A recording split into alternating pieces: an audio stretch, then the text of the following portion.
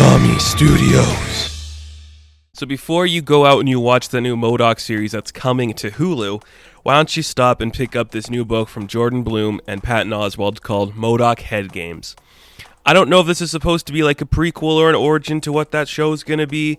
It's kind of got the same vibe of that show, I think, just in terms of the characters they're introducing and this, like, the storyline for AIM they are setting up. But man, was this a fun, just a different kind of book that I wasn't really expecting. I like when we get these tie-in stuff to stuff that's coming out, because so far I've really liked US Agent, I've really liked that Black Widow book, I've liked Taskmaster. Now we got one for M.O.D.O.K, he's got the show coming out, and it's surprisingly interesting. We open up this book and we see M.O.D.O.K doing some narration. He's like, I don't normally dream, but I'm having this weird dream about something maybe in my past life, about the man I was named George.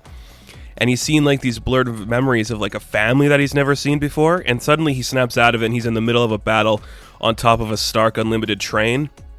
You know, AIM soldiers are being killed, there's some people fighting them, and he's there with Monica Rapazinski. I think that's how you say her name, something like that. She is a scientist that works at AIM, and apparently she's insanely jealous of M.O.D.O.K's intellect. And that's something I really like about this book too, is they're like, yeah, M.O.D.O.K's a petty bitch.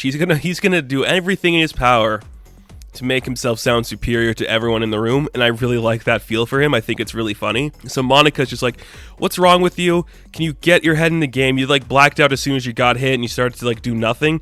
You were supposed to like fix the train so we could get in and do our job properly, but you kind of fell asleep, so now we're gonna lose, and we're not gonna be able to win this, so thanks a lot, M.O.D.O.K. And M.O.D.O.K's just like, well, my mind's so smart, I could get us out of any situation. In comes a really bulking War Machine armor that looks crazy, and they're like, oh shit, we're gonna die. So they teleport out of there. They go back to AIM headquarters, and Monica's just like, thanks to M.O.D.O.K, we lost a lot of intel that we could have gathered for stuff. M.O.D.O.K's very silent during the meeting, and all of the AIM soldiers. I like this too, because we see like stockholders and shareholders for the company, but there's also just guys in AIM suits that are kind of like acting intelligent. I think that's pretty funny. During the whole conversation, M.O.D.O.K's just like quiet, and then all of a sudden he goes into like a huge speech. It's like, yeah, but while we lost that, while you guys were complaining here, I just like bought the stocks in this company that I decided we were going to buy out, and I like destroyed their reputation on social media.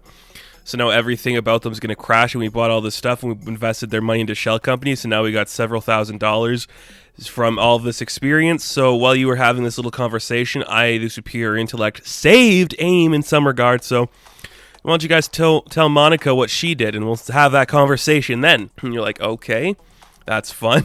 And just a nice little, it's just like a really like sadistically sarcastic M.O.D.O.K who thinks he's superior to everyone. And I really like that angle with him, because it works. That's the character. He's a dick. He should always be a dick.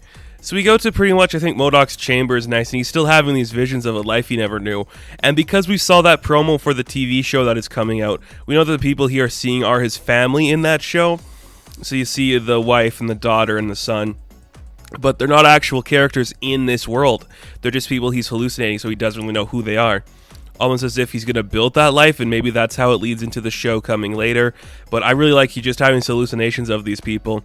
Monica's watching him have a freak out on the monitors, and she's like, okay, well, now what we're going to do. So Monica takes some of these higher ranking AIM soldiers, and they go talk to M.O.D.O.K, and they're just like, all right, M.O.D.O.K, so you've obviously been having some malfunctionings, and because of that, we can't have you on the field. You are an asset to this company, but if you get loose and stuff, they're going to go bad, so we're going to decommission you.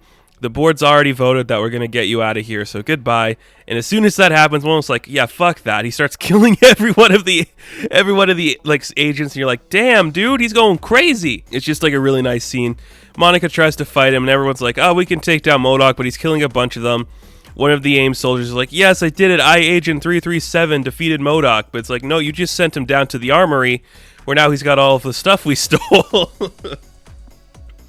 I think it's pretty cool, because then you just see M.O.D.O.K gets like, oh, he's got an Ant-Man helmet, he's got that weird like blade, that weird shield thing that Captain America used for a base. He's got like a Star-Lord gun, there's a Herbie in there.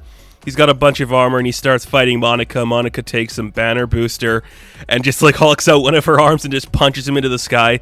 So M.O.D.O.K's like, oh shit, I'm gonna have to retreat or I'm gonna die, because my superior intellect told me if I fight any longer, I will die. So I'm gonna have to get out of here. And you're just like, this is awesome. This is such a fun book, because it's like, yeah, it's M.O.D.O.K-centric, it's AIM-centric, but here's some fun Easter eggs that you guys will know that will get you to watch the show and read this book. And you could tell there's some actual dedication in here, because Jordan and Patton, they seem like they love this character and they understand what they're doing. I think that's really cool. I'm really liking that a lot. So M.O.D.O.K flees the AIM world. He's like, all right, I got 2 things on my to-do list.